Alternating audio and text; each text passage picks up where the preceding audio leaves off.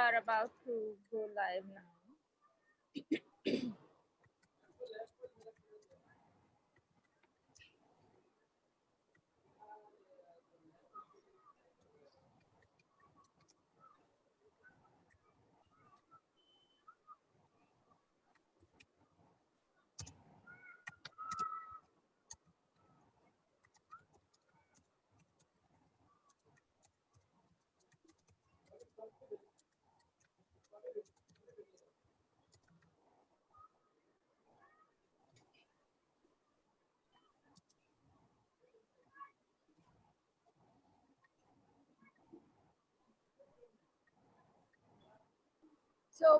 So we are live on Facebook right now.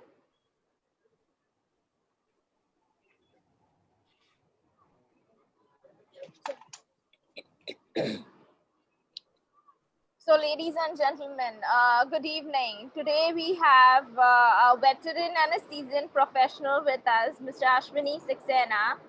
He has had 30 years or 3 decades of experience in the space of sustainability, CSR, geology, and has worked with top institutions such as IFC, UNIDO, ILNFS. It would be great to learn about his journey, his experience as a sustainability and CSR leader from being a geologist. How have you been? Welcome to our show. Thank you so much, Harsha. Thank you so much for inviting me here. We really want to know what has been your experience or your journey of life from where you graduated, and how did you navigate to CSR and sustainability? What made you take this route? Uh, to be very honest, to the audience, uh, while many may claim that they chartered their journey and they kind of, were very clear about what they wanted to do, I would be very honest in admitting that, one thing led to the other, and that's how I ended up today, talking to Harsha and all our other colleagues here. I started off as a geologist, as you mentioned. I was very passionate about geology as a subject when I did my post graduation in that subject, and did some initial research also, as a part of my interest in the subject. But then moved on and started working in the state government. I think that exposed me to a great extent to the rural lives and the rural lives challenges. Being a pure urbanite, a city boy who has never gone to a village, I'd just drawn huts with thatched roofs in my drawing papers. For me, it was very interesting to see how the communities are resilient, how they cope. And I think I would say the credit of being driven into this developmental space goes to one of my old colleagues and friends who moved on to an organization called Ruda and realized that a workaholic like me would find a better place in this organization. So he kind of gave me, the insight and the connect as to if I would be keen, I can get into this organization. And then, as they say, rest is history. So I worked with one of these institutions called RUDA, the Rural Non-Farm Development Agency, one of the first institutions in the country to be set up or for working on the rural non-farm sector, on the basis of a study that NABARD had done somewhere in 1990, saying it is the rural non-sector which is going to provide maximum employment to the country, and which also happens to be the most important thriving sector in the rural economies. Uh, Based on that, once I moved to that organization, I think the second thing that I would like to put is that it's always good to have opportunities, and it also depends upon what kind of decisions do you take. So when I ended up in this organization, this colleague of mine, and I had my mineral development background, so there was one of the sectors which was around minerals only. So obviously that's a natural choice for you to go for that subject. But this gentleman was not keen to part away with that sector, and therefore it came as an opportunity, or rather a challenge for me, but I took it as an opportunity that rather than I getting a sector in which I was technically qualified, I was allowed to, take up a new sector, which was more about coordination, and I would say at the policy level. And I think that learning became a very important stepping stone for me to get into the development space, because I got myself exposed to a whole range of sectors, and thanks to my keenness to read and ask questions without being guilty of feeling guilty of being labeled as somebody who doesn't know the sector or is not an expert on that. I think that learning came quite handy for me, and I picked up a lot of clues about the rural non-farm sector. Then came the UNIDO training. So again, it was a choice that I took, that I would like to go for this comprehensive training for 3 months. I was the first, one of the first trainees of this program in the country. And based on my practical field experience, next year I was a trainer in that same course. And then I joined UNIDO, and I think that's how this all went on. And so I would say, from a geologist to a development professional to a CSR professional, I think it's been a natural progression of getting, I would say, opportunities, the ability to find challenges and taking them as opportunities, taking the decisions to learn and unlearn and acquire new knowledge, make new networks, learn from all who are around you. Uh, so I think I would owe all my learnings and successes that I've achieved so far to my colleagues, to my peers, to my seniors, with whom across so many range of organizations I've worked with them, and the kind of teams that I've worked with. So I think my I would say uh, my achievements, whatever they are because of all those people who have contributed in their own way, to my learning and to my abilities to serve on those programs. So that's highly commendable. Now, you have worked widely in rural areas early in your career. What were your challenges then, and how has it accentuated or depreciated now? I think challenges have always remained. Only the dimensions of the challenges change. So I would say that today, in rural areas, it's not sufficient enough to go and say, I have come here to do poverty alleviation. I mean, that's not sufficient enough. Thankfully, I would say, the rural communities have also got access to internet. The exposure has increased. The connectivity in the villages has increased in last 30 years. I can certainly say so. It has significantly improved.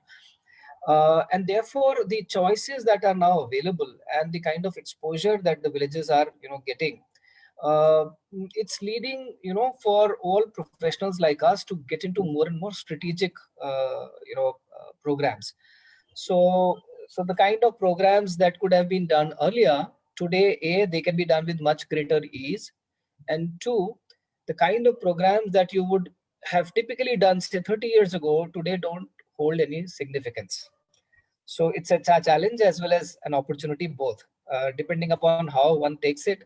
That's the way it is. So I don't see any difference in the approach towards working in those areas, because even connectivity and awareness and all those things always remain a kind of at a relative scale. So the rural urban divide has not closed. Only thing is that the levels have changed in the rural areas also. So I don't see that there is much of a difference in terms of approaching the rural development issues as they were earlier. So what has been, after working for so many years in different parts of India in the villages, what would you say that this is a success indicator for building a smart village? 70% of our country lies in villages. So if we need to really upskill ourselves or upgrade ourselves, we need to have more smart villages than cities. So what would be, in your thought process, be an ideal smart village? Pardon me if I say something which sounds a little provocative vis-a-vis what is generally being understood as a smart village. I think the dimensions of a smart village The way they define them is about governance, the kind of services, right kind of infrastructure, whether in terms of technology or access to resources, the living standards of the people there and their livelihoods, and even tourism, rural tourism to that extent. I think these are various components of a smart village. In fact, the way the government and all other stakeholders have kind of been defining it. But the more I look into it, I realize that the most important piece of a smart village is the lens of governance. And I would say, rest all are deliveries. So you want to deliver good infrastructure in the villages. Well, you should have done that. It is obviously required. Uh, there is a requirement of delivery of services in the villages. Well, of course, why should they be deprived for good quality services? I think and there are a number of programs. If I remember, there was a scheme in the government many years ago. Some of us must be remembering about it. It was called, I think, Pura, if I am not mistaken. Provision of urban facilities in rural areas, something like that. That was a scheme, which was basically to make sure that all kinds of things which typically would be available in an urban setup are also made available in a rural area. So, well, that, yes, certainly it is going to bring in some, I would say, quantitative changes in the people's lives. But uh, in terms of governance, I think that's the weakest part, if you ask me. There are a number of programs at different state government level, at the central government level. Even the corporates have been trying to do some smart village.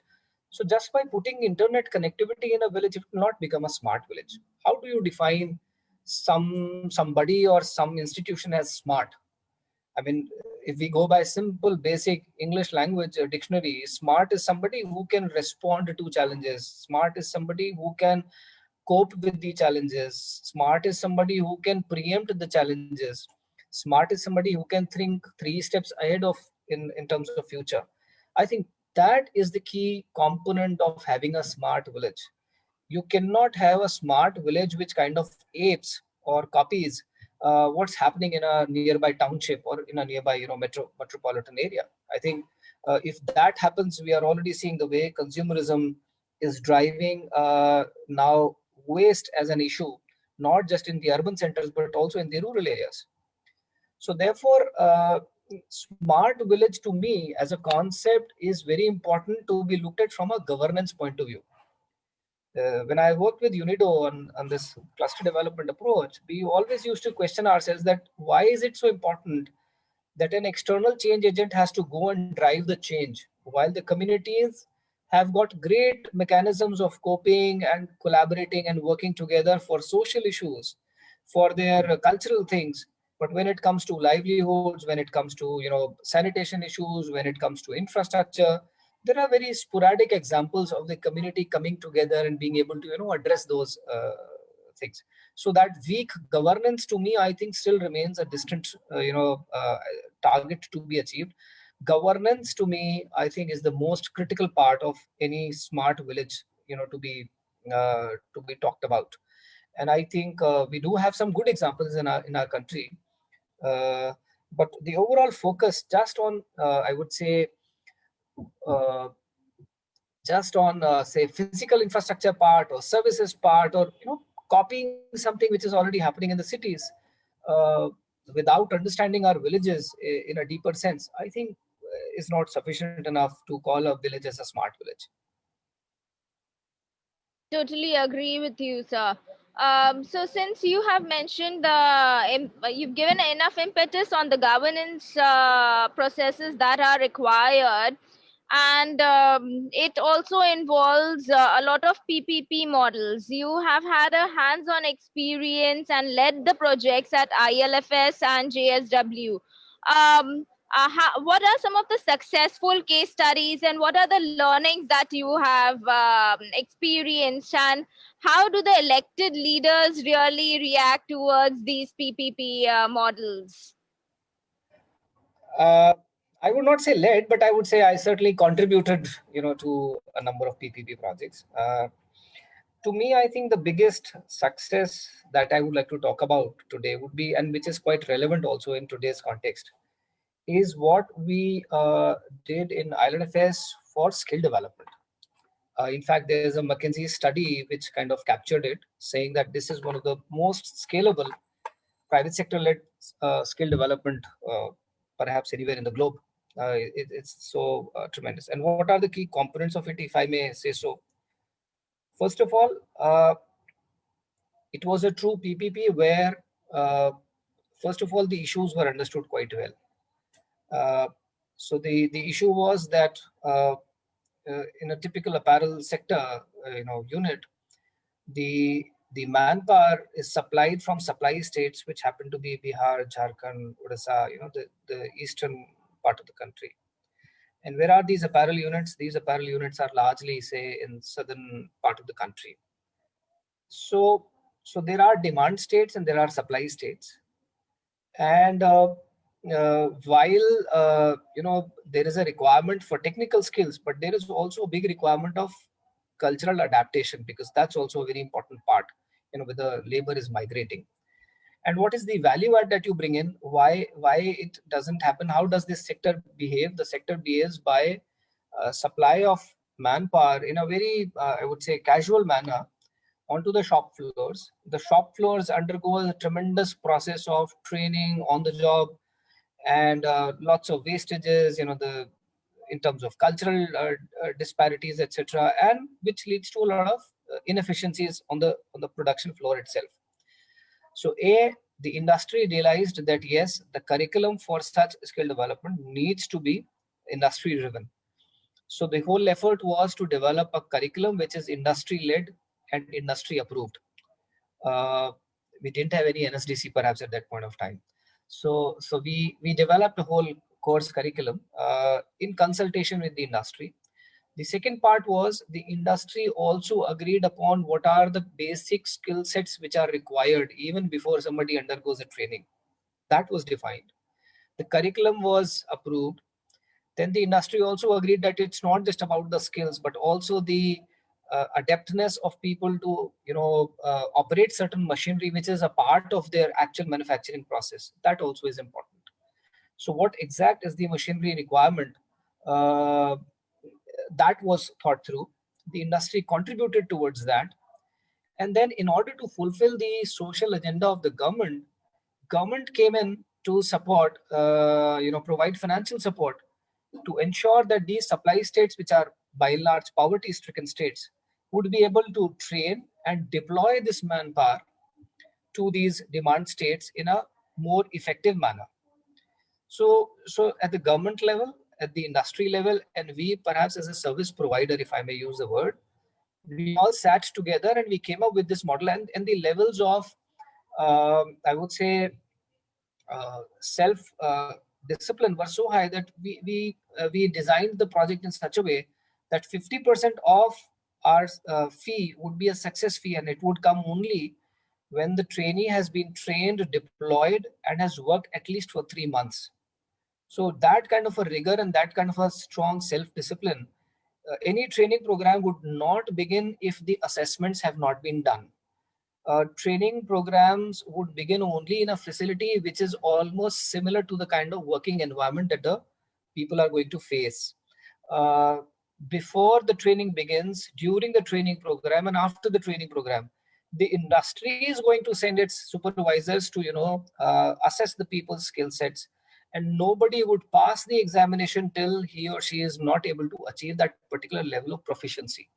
And the day their proficiency is achieved, they are straight away dispatched to the shop floor, to that particular factory. And the trainee, the trainer, and the factory, everybody knows that what skill sets are going to be imparted, how many number of trainees are going to get prepared, and by what typical date they would be available at the shop floor. So you see, this turned out to be a very successful and I would say a scalable model, where I think almost like 4 lakh people in different sectors, largely into apparel manufacturing sector, were trained and deployed very successfully. So I think in case of a PPP project, and then in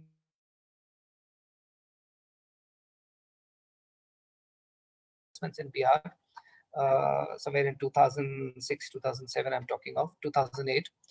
where we sat through a number of things. What is it that the government can offer? So the government can, and what is it that the government would kind of require in return? If those concepts are clear, then you can come up with a policy, then you can bring in private sector investments there. I think those basic fundamental things were very clearly followed.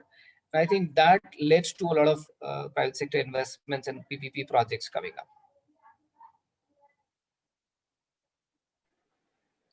So that's a great experience, and I'm sure all of us have learned this about from your experiences, how to deal with the government, especially. Now at IFC, you have worked extensively on climate change, and considering climate change is currently impacting the entire world along with the pandemic, what is the work that you had led at IFC, and what all steps should India take? We have Paris Climate Accord that we have signed it, but are we going the right direction? And if not, what are those extra steps that we as even the individuals and corporates should take in order to follow them? Harsha, at IFC, I was more, I would say, into CSR and sustainability tools. The IFC program that while I worked with IFC, I worked on two programs. So one was to provide advisory services to Cairn Energy for their project in Barmer, because IFC had made a significant investment in that project. So my task was to bring the performance standards of IFC, which obviously also contained a certain number of things around climate change.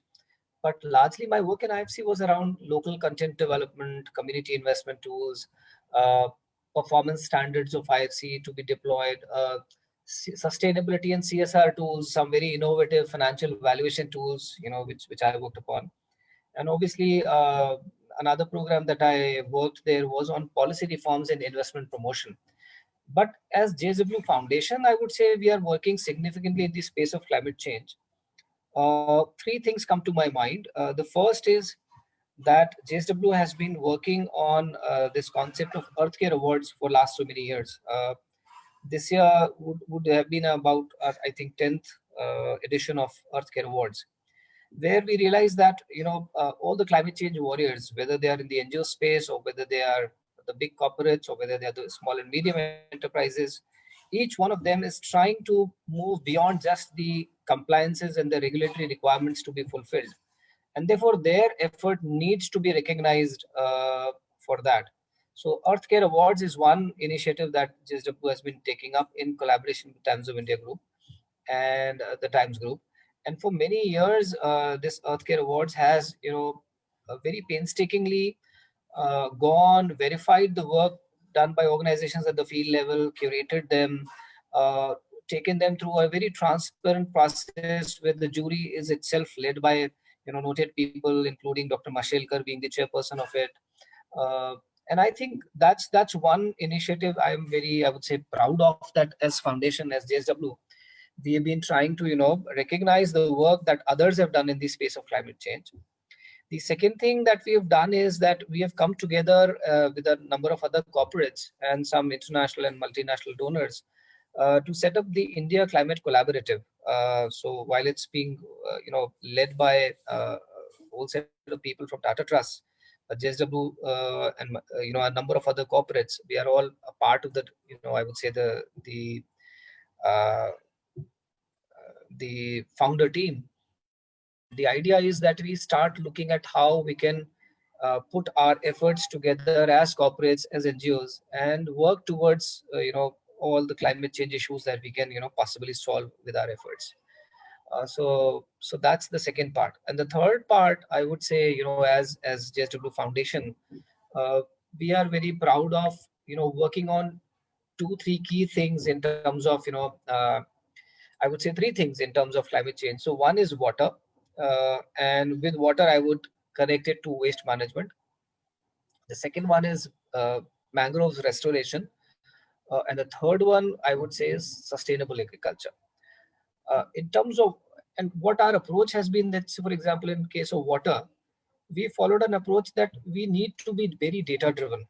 Water is a very technical subject and should not be just left to be initiatives on a thumbs up basis or on this hearsay basis. So completely data driven approach with GIS mapping, with underground water studies, with surface water studies, flow meters, etc. So that's one area on which we are working, and we are tackling water as a subject right from Himachal, where we are into spring shed development, all the way to say a place like Badmer, where we're trying to revive all the traditional water harvesting structures, because in a desert space like Badmer, water is an important issue, and also handling desilting kind of issues in high rainfall areas of Maharashtra. So water itself as a subject is very diverse, and at every place we are trying to see how the right kind of data and a data-driven analytical approach leads us, to look at the issues of water. And very strongly connected to water is the issue of waste management and sanitation. So we are, wherever we are working on ponds or desiltation, etc., waste management is another piece that we are not leaving behind. And especially on plastic waste management, I will not spill the beans, but we are working on a very massive program, which is going to unfold as a national kind of a campaign very soon. So that's another thing that we are working upon. In terms of mangrove restoration, we realize that in terms of carbon sequestration abilities, in terms of the way they'll be able to resolve the issues of salinity in the neighboring fields and coastal areas. Coastal economies themselves are dependent on mangroves, so that's another piece on which we are working. And the lens is very purely livelihoods approach. So we're not doing it just for the sake of conservation, but we are doing it how conservation is going to lead to a symbiotic relationship between the flora, fauna, and the human settlements in the coastal areas. So that's a unique approach that we're taking in terms of working on mangroves. And in terms of agriculture, why I use the word sustainable agriculture is that we've been doing a lot of soil health study and also water study, and on the basis of that, we are arriving at very specific kind of crop patterns, crops, and farming practices, which will provide more sustainable livelihoods to the farmers, depending upon the kind of water that they possess and the quantity of water that they possess, and therefore motivate them to adopt those crops which are going to be more, I would say, climate resilient. And another piece on which we are very interested in and we are working in a big way is to see that we don't just look at water conservation, but we also start looking at the purification, or I would say the recycling of wastewater. So recycling of wastewater through wetland construction is another area where JSW Foundation is quite, I would say, gung ho about it, and we are taking it up at a number of places, customizing the technology, customizing the approach suited to the local requirements.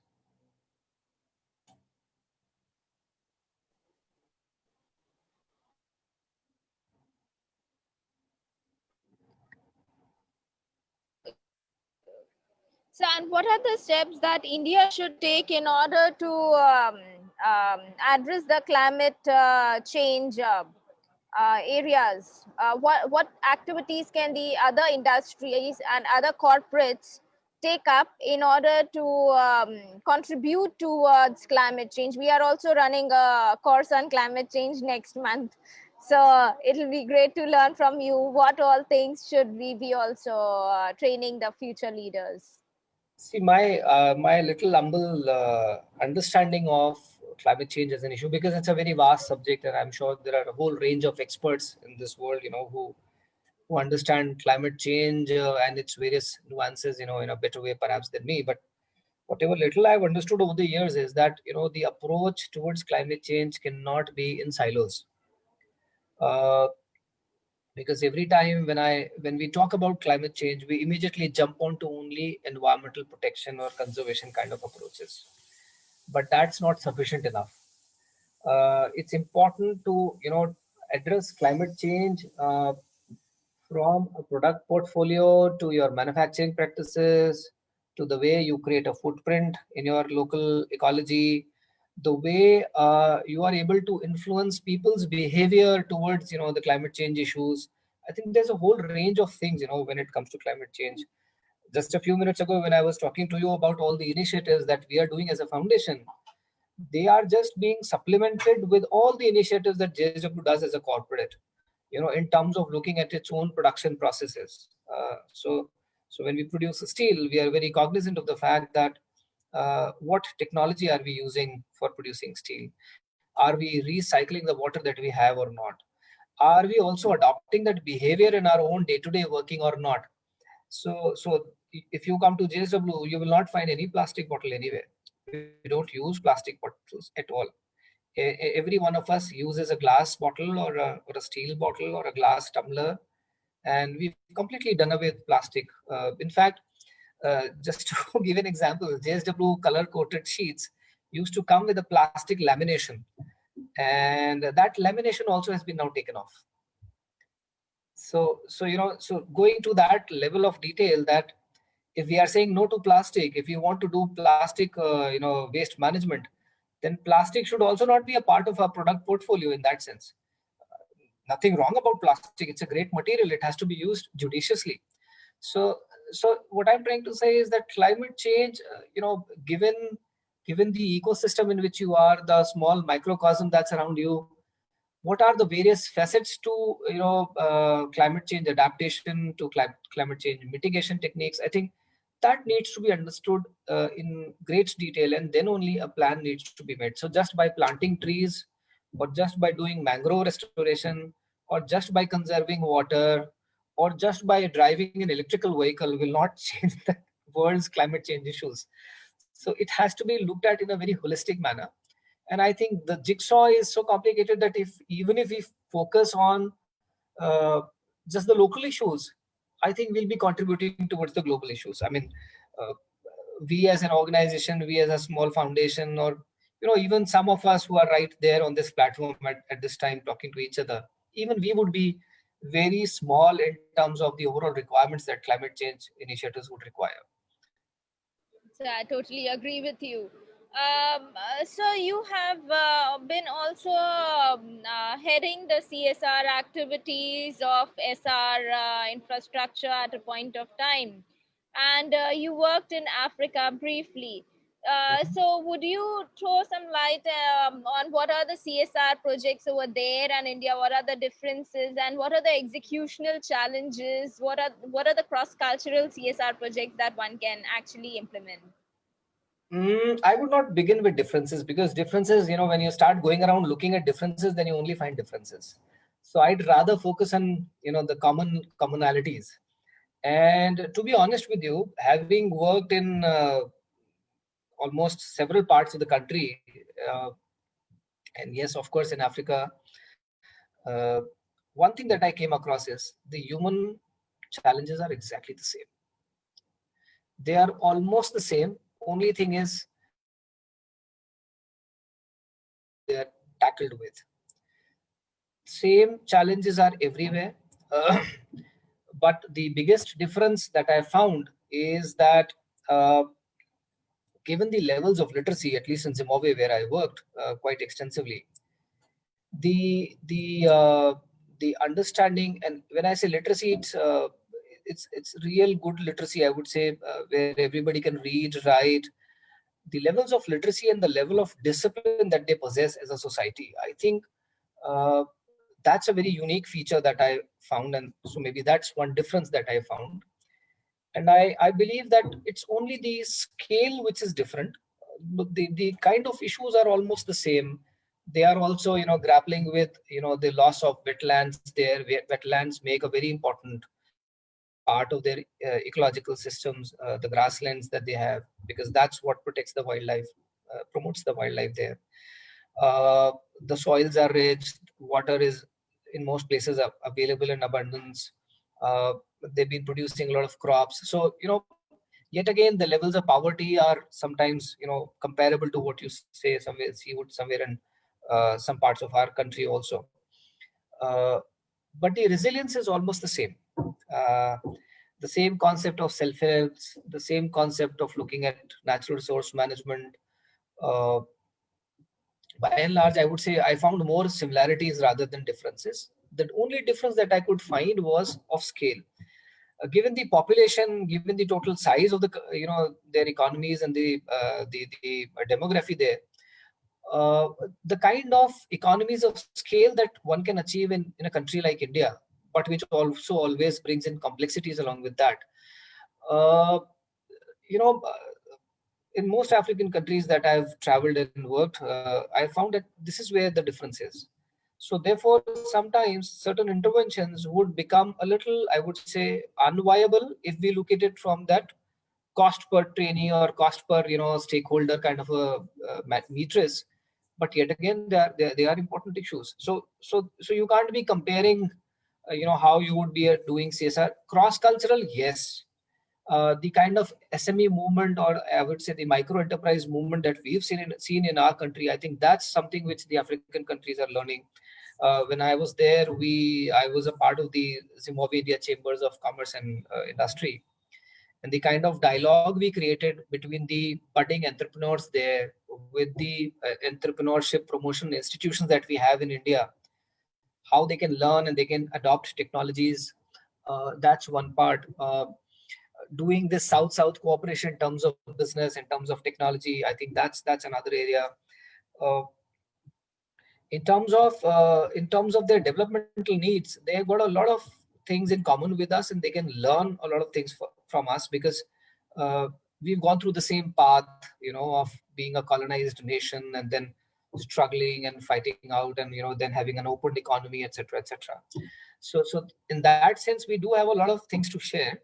uh, and my whatever little amount of work that I did there, I realized that given the similarities, the scale of operations would be less, but the components would always remain by and large the same. I hope I did answer your question. Yes, indeed. Sir, you have led SR Group, you've led, you are leading JSW Group. Now, these are all multinationals and they have many companies from diverse set of industries. Mhm. What are the board of directors or the set of investors as stakeholders actually looking at CSR project? When they review it, what kind of impact are they looking before they donate or after they donate? So, Harsha, I think what has happened is that, I would say, I would make a little difference between, uh, thankfully, I work both with SR and JSW, which are, I would say, core sector companies. So core sector companies, and which are diverse conglomerates, there, when they have a physical footprint, they do have a number of considerations, local considerations, and therefore the challenges of scale and diversity in in case of CSR in such organizations is a very tough challenge, because the way the expectation from CSR would be from, say, for example, at a steel location would be slightly different from that of a energy location or an infrastructure port location. But by and large, the components would remain the same. And I think what I can very clearly tell you is that at the board level, uh, they've increasingly become more and more conscious of the deliverables from social responsibility. I think thanks to the compliance and the regulation, what has happened is they've allowed sufficient time for the implementing organizations or the implementing teams to reach to a certain level where till which only the outputs were important. But I think the discourse now at almost all the boards that I participate in JSW, I can see that there's a bigger emphasis, greater emphasis, more in-depth emphasis on what are the outcomes now, what is the impact now. The discourse is about what is the change that we want to bring in. So I think that's a very positive change in the discourse, and believing that yes, CSR is a very important tool to meet the social objectives as a responsible corporate. Uh, the key challenge that I see is that while we have these central government regulations to comply with, there is a whole lot of movement which I can see that at the state level also, the so-called advisory boards, CSR advisory boards or authorities are being created. And I think that's leading to some kind of a confusion, because sorry, I'm on a public space, but uh, when an authority is created, it basically means that you're talking about regulation. And I think, and it's my very humble suggestion, that these kind of authorities or these kind of new I would say coordinational mechanisms, they're called as coordinational mechanisms. When these coordinational mechanisms come up, they these coordinational mechanisms should not be dictating what needs to be done or what not needs to be done. I think what they can play as a very pivotal role is to bring in the convergence. And I'm putting it upfront very clearly that as the role of the corporates is getting redefined, uh, they are getting at the forefront of driving the development process, not just contributing to the development process. And if so is the case, then rather than corporates contributing to a particular scheme or to a particular program designed by the government, it is important for the governments to start converging their various schemes and use the presence of corporates as a glue, so that the convergence in a real sense can happen and we can solve the problems one after the other from one location to the next. So it's the convergence which has to go into a more geographic manner. I mean, having worked in the government, I know that how government policies are defined. I mean, government has its own compulsions to come up with a very standardized set of components in a scheme. That's the way. I mean, you're talking about the public policy. So they do have limitations in terms of bringing in that finer nuances which are required in a particular location. But a corporate, say for example, is based out of Karnataka, is going to operate there for next 30 years. Another corporate who's based out of say Odisha or say Rajasthan is going to work there for next 20, 30, 40 years. Perhaps they would have much more in-house insight available as to how the things happen here, what are the requirements of the communities, and there's a whole range of local institutions available. So along with those local institutions, if the government policies can be defined to drive the developmental agenda through them, I think that would be more, I would say, effective, rather than having authorities which at a certain level kind of try to guide you, if I'm using the word guide you, to contribute to a certain program that has been in a very standard, I would say, manner defined at some place. I totally reckon with you. Now, my next question would be, what are your thoughts and what is your take on the PM Care funds? And do you think that RTI should be there for that? It's a PM Cares fund. I can't be commenting upon it. Okay.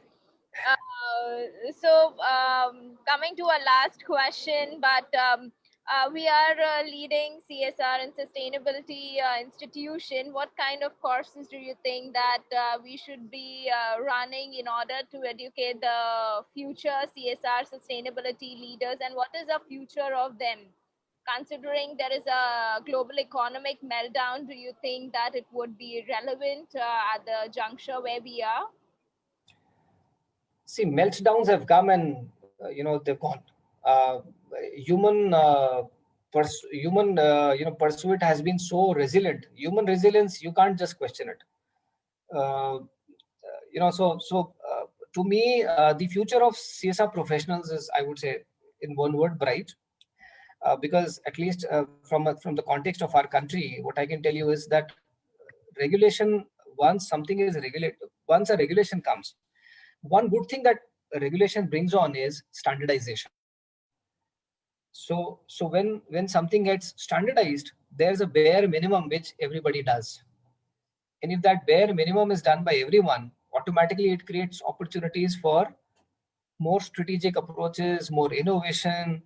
And therefore, I in the long run, what I can foresee is that there is going to be a specialization within CSR also. And that would create a whole range of opportunities for CSR professionals. I think what as an institution perhaps you can do is to blur this our own ill-defined differentiation between sustainability and social responsibility.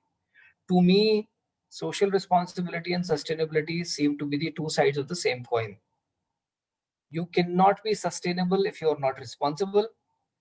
And if you are responsible, you are bound to be sustainable. So and again, the moment we say sustainability, people think about somebody who's an environment expert or somebody who's expert of the industrial products and processes, and therefore sustainability gets limited only to business sustainability. But sustainability cannot be just business sustainability. It has to be sustainability in its true sense, and therefore sustainability and responsibility cannot be differentiated from each other. I think that demarcation needs to be blurred over a period of time. I'm sure it is going to get blurred over a period of time. The second thing that comes to my mind is that even today, when we talk about sustainability, or we talk about climate change, or we talk about social responsibility, we try to compartmentalize it into different sectors. And therefore, somebody believes that he or she needs to be a sectoral expert to do CSR. But I think over a period of time, one key ability or skill set which is going to define the success or failure of a CSR professional would be his or her ability to engage and, I would say, negotiate with empathy. So social work and business rigor, if those two things can be combined, I think that's the kind of a skill set, that's the kind of an attribute would be required by CSR professionals in times to come. So I sometimes draw it graphically as CSR being a kind of a walking on a tightrope. So if you fall on this side, you fall on the business side, and if you fall on the other side, then you fall on the development side. And this side and that side is only in the eyes of the person who's walking on that tightrope. Actually, down below, both are belonging to the same ground. So therefore, for CSR person to have that empathy to go and connect with the communities, but at the same time also use all business like decision while planning or programming or monitoring a particular program, I think that's what is going to make the real difference. And I think again, I'll go back to the first thing that I said in the beginning: how do you create local governance? If that what you can do, then all other things, whether it is water or health or education or whatever other mundane things that we do as a kind of a CSR program, would automatically fall in place. So very well said. CSR is like walking on a tightrope, which is which is very true. On this note, I would like to invite our panelists to ask questions. We have got a question from Mr. Vinod Vittal. May I request you to please switch on your camera and mic and come forth and ask.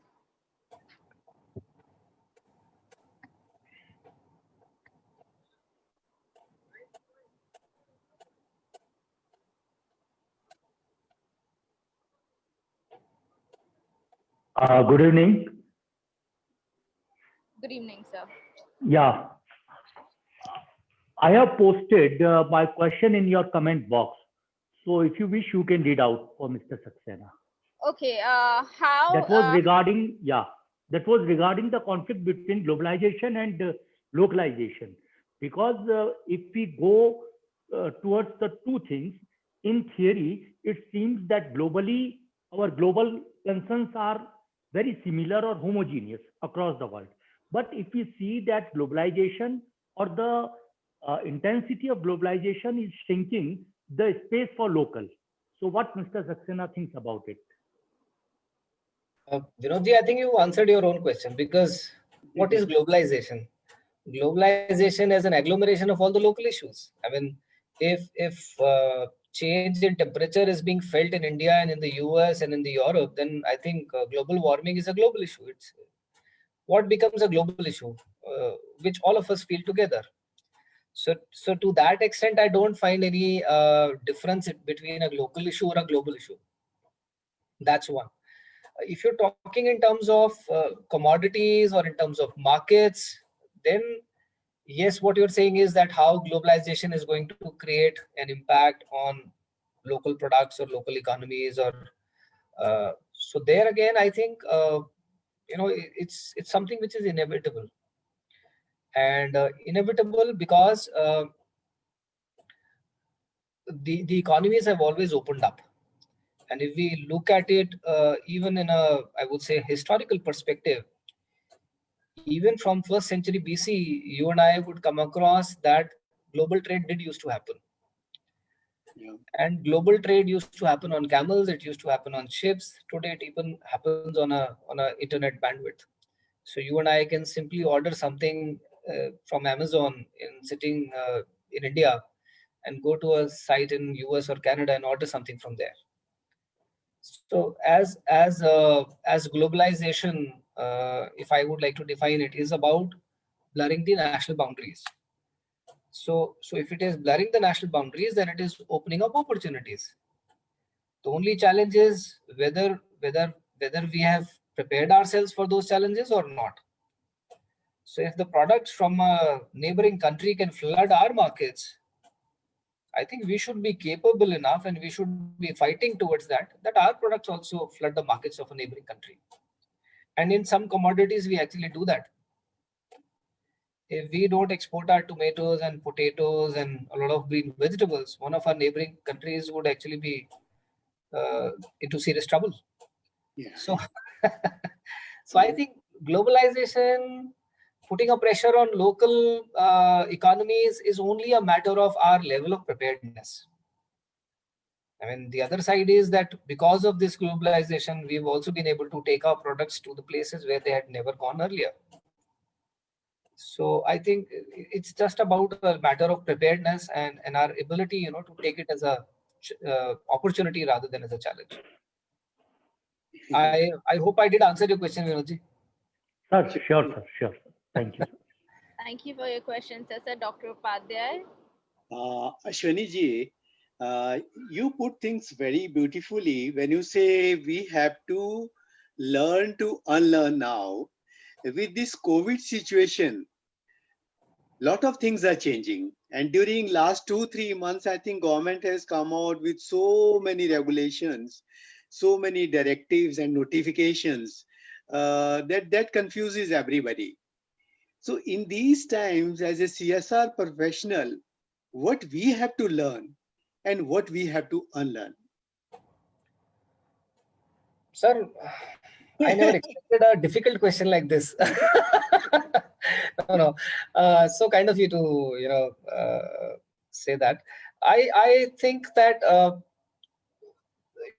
what we have to learn is, I think the lessons are there for all of us. So obvious lessons, that all those things that we had kind of taken for granted for ourselves,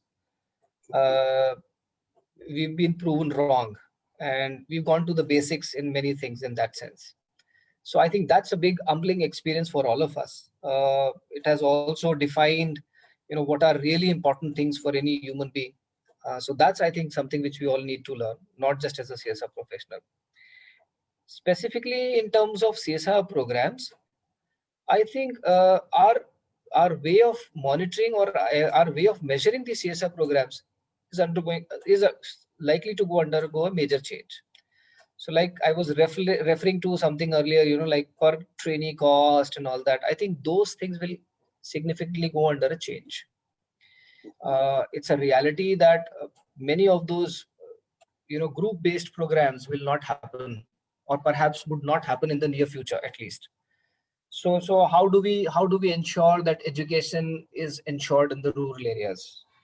How do we ensure that immunization, which has kind of taken a backseat thanks to COVID, is back to its normal stages? Because already levels of immunization in our country, especially in some areas, are very dismal, and which creates a whole, I would say, a negative spiral for the overall longevity and well-being of our communities.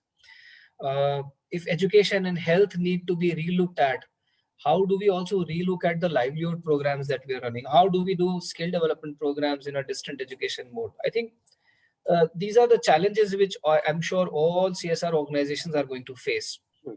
But at the same time, I think technology also comes in as a big, I would say, supporter, helper. If today, if I check around, I find almost 300% jump in the kind of e-content that is now being made available. The resilience with which, I would say, the supply chain has changed. Just to allude to the answer which I gave to Vithalji just a minute ago. Thanks to COVID, the number of boys who have started working as delivery boys for all these chains that we are talking of, I think it has created a tremendous opportunity. And I, as a consumer, realize that I don't necessarily need to go to a shop. I can just order it. It will be delivered to my home. The safety measures are being taken care of, and it's also providing a livelihood to somebody. So I think a lot of such unlearning would have to be done. We've got certain set ways of doing a program. So if I want to do a health camp, I would like to put a pandal in a rural area, and I would put a backdrop there, and then we'll do some cultural program, and then the doctors would come and the people would queue up. Forget it. It's not required. You can actually run a health camp by making a doctor sit in front of a camera and just ensuring 4 or 5 people who have proper sanitation and the right kind of equipment with them to manage COVID, to go and just connect with the people at the rural area and do telemedicine. So all those kind of initiatives which were kind of considered to be non-viable in a brick and mortar kind of a model, they are now going to become more viable in a sense. And in rural areas, as I always see, such great innovation has happened. School teachers have taken a loudspeaker from somewhere, and they've used the local what do you call that, cable channel to put the lessons on the TV screens, and the children in the rural areas are sitting on the benches to within their houses to study. I think what great innovations have already happened. So there is no need. I mean, over a period of time, we need to redefine how do we want to run the schools. Schools were a building to impart education. If education is the prime objective, do we really require schools? Yes, we actually require them, but it does not mean that if the children cannot go to the school, education would completely be doomed. Yes. So I think that unlearning and our as a society, as a culture, I think we've been very averse to technology. I remember I was sharing an anecdote. My son always telling my father, that grandpa, you are not at all able to understand how to send an SMS on the phone. At the age of 82, he would learn 5 times, and 6th time again he would forget. And I used to tell him, I said, listen, grandpa is grandpa. He cannot learn this technology because he believes that if he does something may go wrong with his phone. So while he does hold a mobile phone, but he would still not like to fiddle with it. The younger generation is much more friendly to technology. So they would immediately, experiment with it, and they would like to, even risk, losing the software on the mobile phone because they know that with a certain amount of money, it can be restored.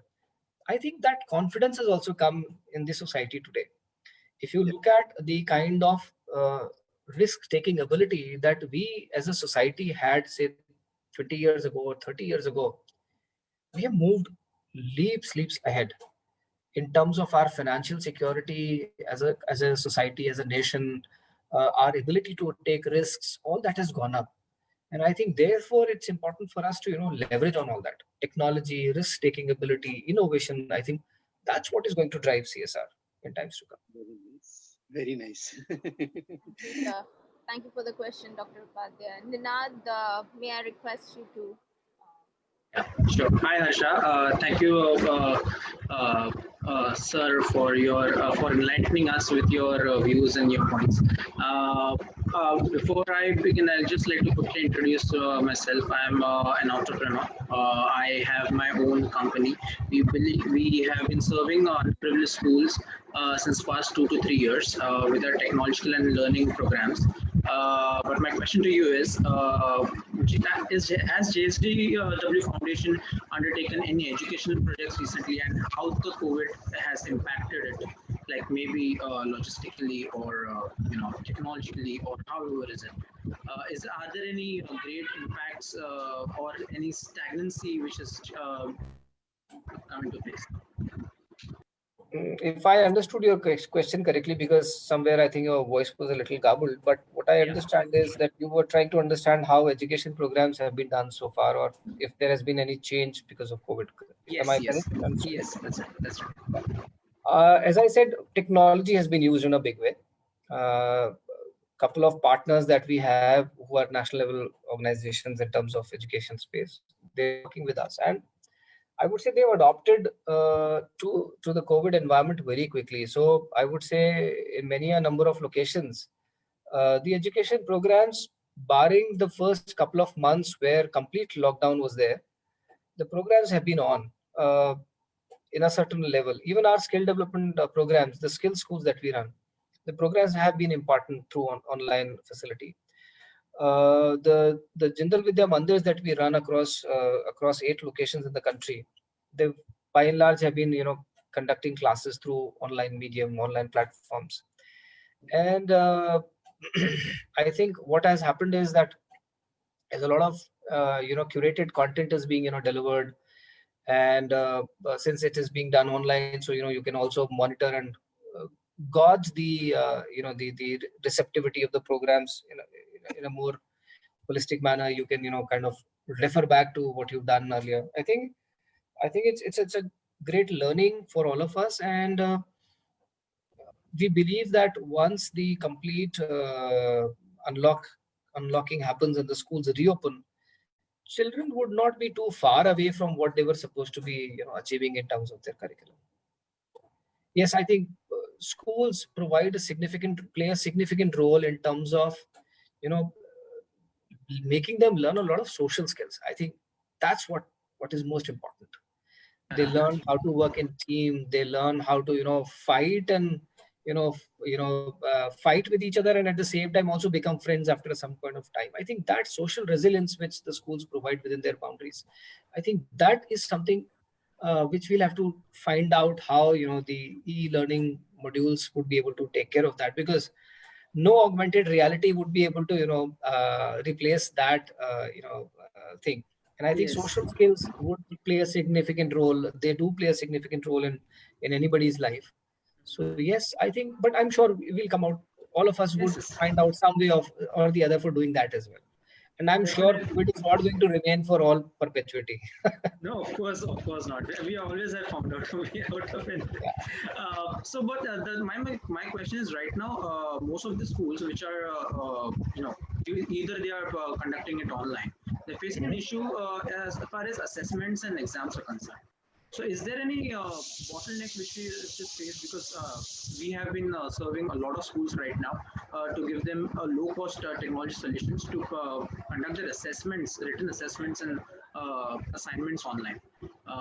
So I believe. I mean, I wanted to know whether there are any bottlenecks where we we could address or something like that. I am not fully aware if any such major bottlenecks have come, to be honest, because we have so many portfolios in JSW Foundation that I may not be abreast with every finest detail of each portfolio, but it has not come to my notice so far that some major challenge has been faced, even in terms of monitoring of the ongoing classes. Assessments. Okay. No worries. Right. May I invite Mr. Ramesh Daswani to ask his question?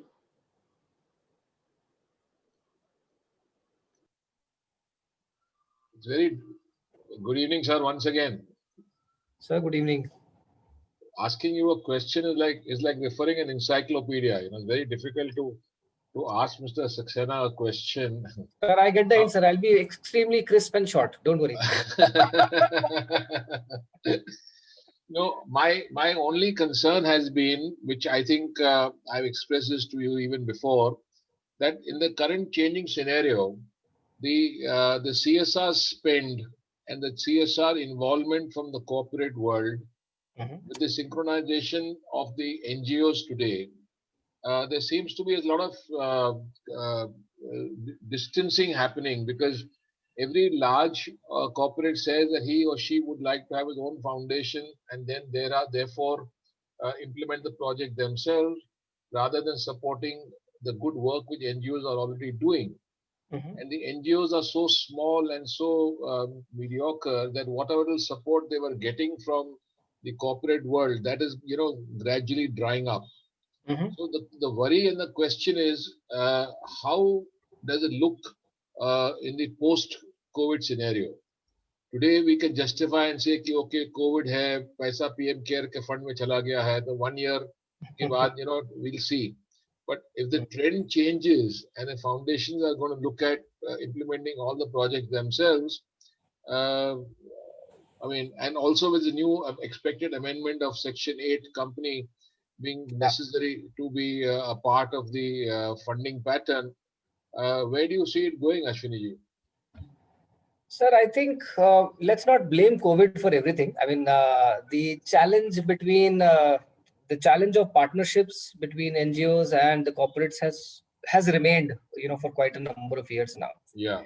And I would, I would not look at it from the lens of whether a foundation should be functioning or whether a foundation should not be functioning to do CSR. I think, what foundation basically does is, for especially a big conglomerate like JSW, is that it brings together the requirements, all the diverse requirements at one place, is able to utilize the, I would say, the richness and the diversity to define much more impactful large-scale programs, right, rather than doing small little things here and there. So imagine if health is supposed to be tackled by 24 different group companies and each one trying to do their own thing, it would not augur very well with the sectoral requirements also. right. So that's one part. So let us not say that foundations at any point of time have been in some kind of a competition with the NGOs to become the implementing arms. The foundations have been the implementing arms for big corporates for the sake of convergence and for looking at a larger picture, because each group would like to showcase and demonstrate their work in a larger and in a more comprehensive manner. So right. that's the first part. The second part is that whether foundations work or whether foundations don't work in the CSR space, what is it that the NGOs bring on to the table, I think is actually going to define whether they would get the funding or not. If I can talk of just JSW Foundation, it's not that as if we don't. The lens is that we don't consider this as a vendor-vendee relationship. We try to define any partner working with us as a developmental partner. And that developmental partner needs to bring something onto the table that we don't possess in-house. And believe me, no foundation would ever be able to have everything in-house.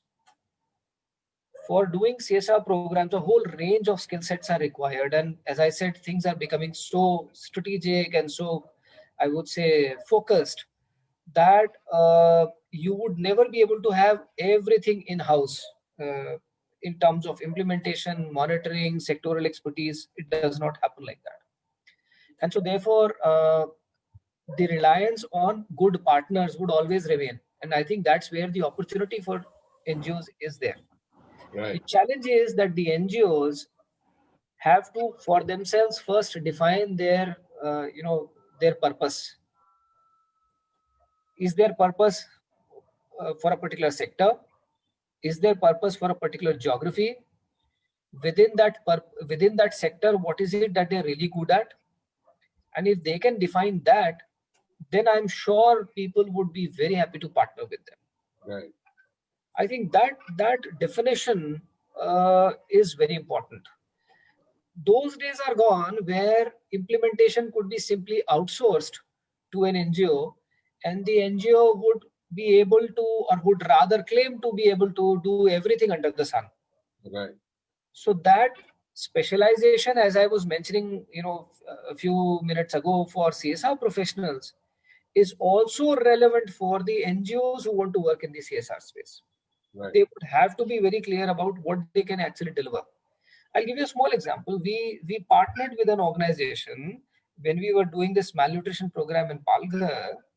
We realized that we need to collect very key data of the children and the lactating mothers and the pregnant women, etc. And perhaps there is no proper software available for capturing this data on a real-time basis, which can help us define our program components.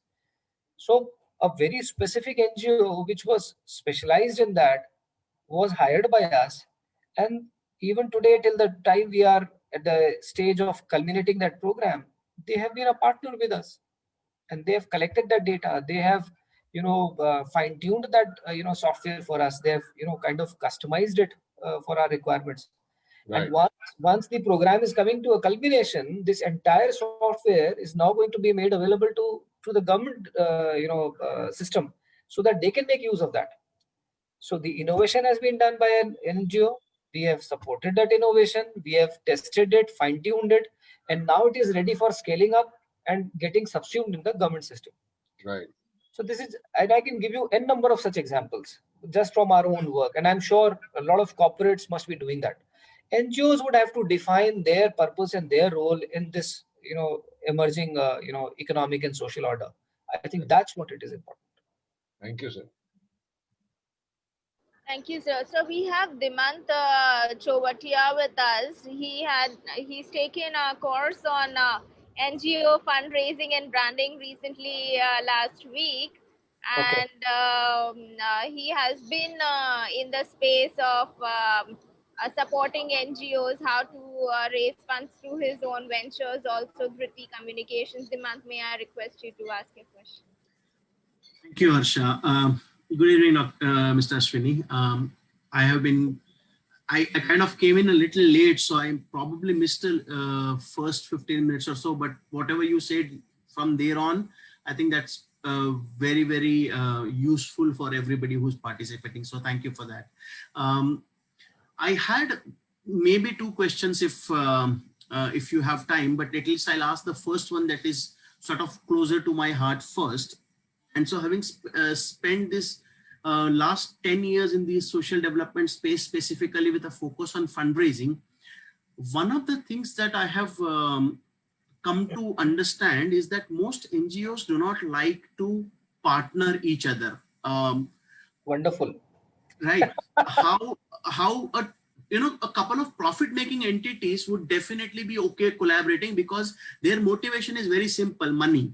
But when it comes to two NGOs coming together, both of them have what you call their own theory of change. And they say that my theory is bigger than your theory. You almost get into a religious fight of some sort, if I may. And I think given the time when I think the next 18 months or 24 months, we will see a reduction in CSR money available. We'll see all kinds of funding shrinking. And so my question to you with that is, where do you see this collaboration consortiums between NGOs coming together, and how do you as a head of CSR see it?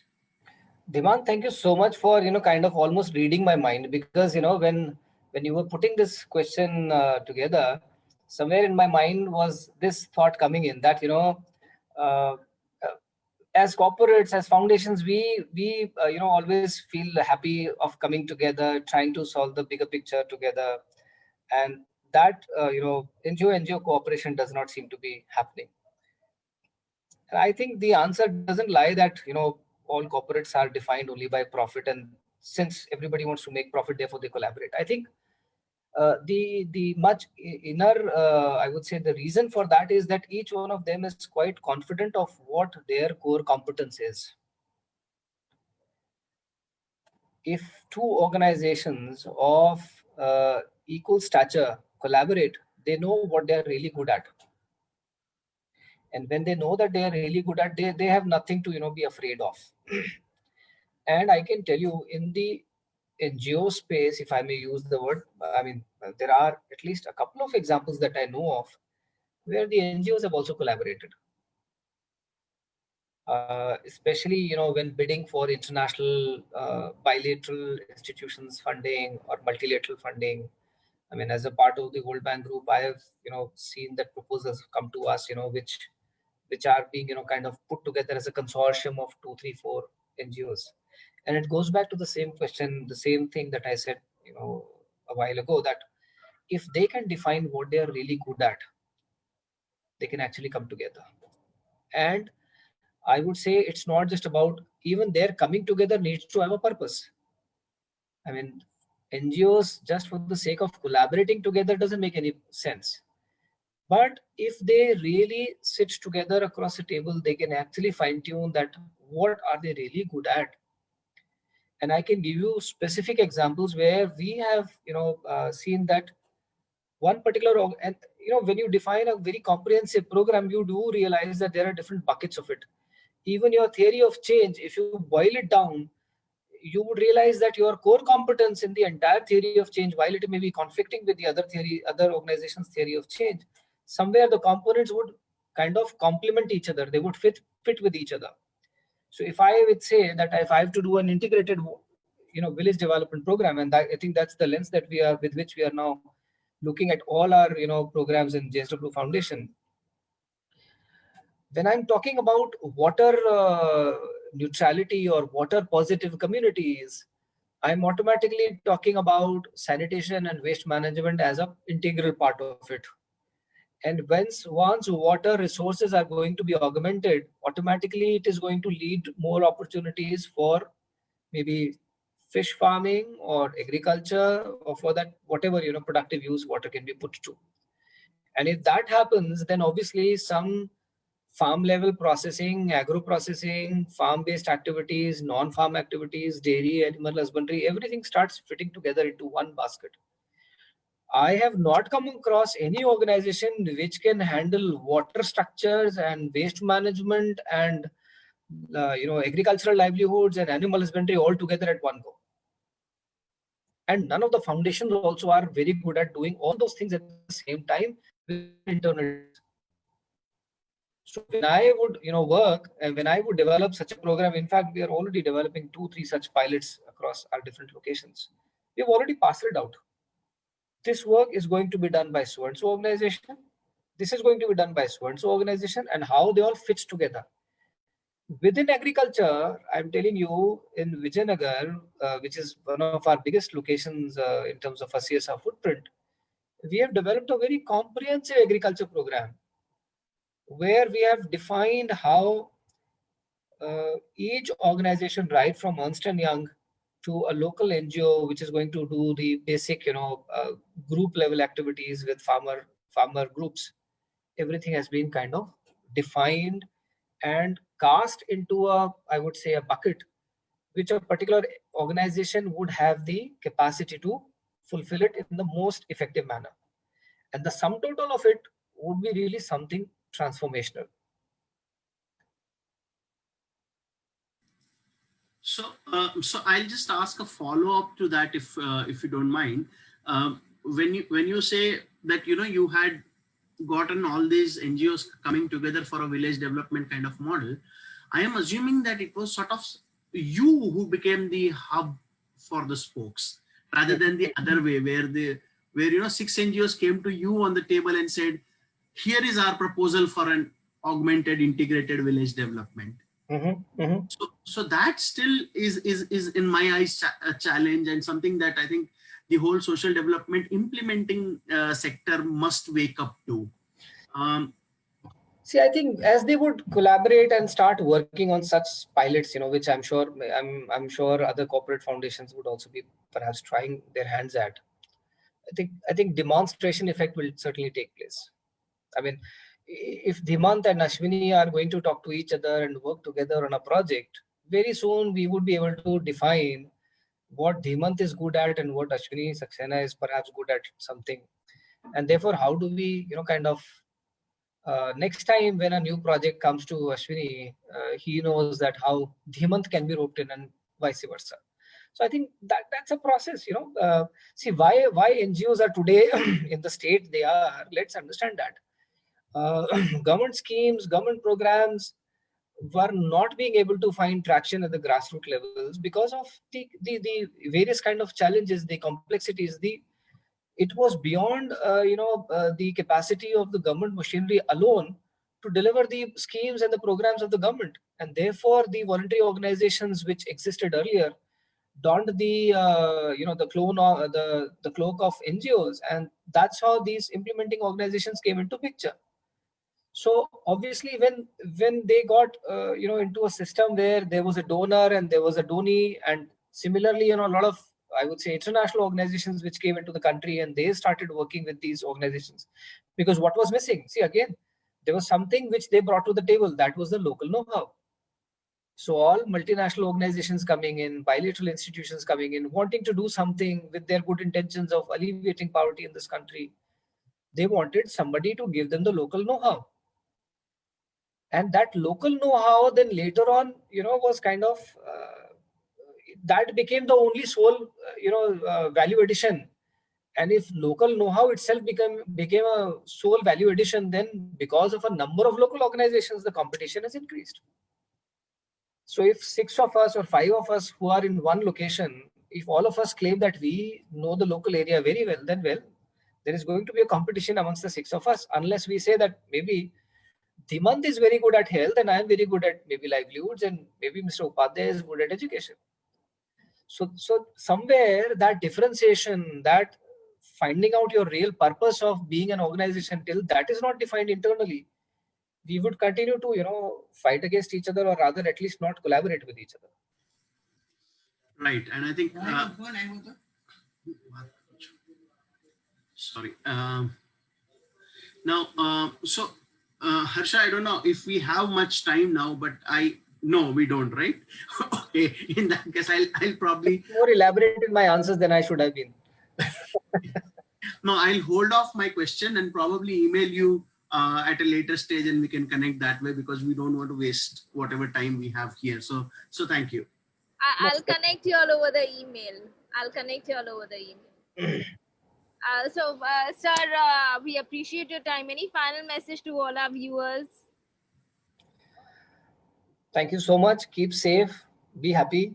And I would suggest that each one of us, if we find some purpose, define some purpose for our lives, I think it will go a long way in building up a stronger nation. Indeed, sir. May I request for a group picture? Okay.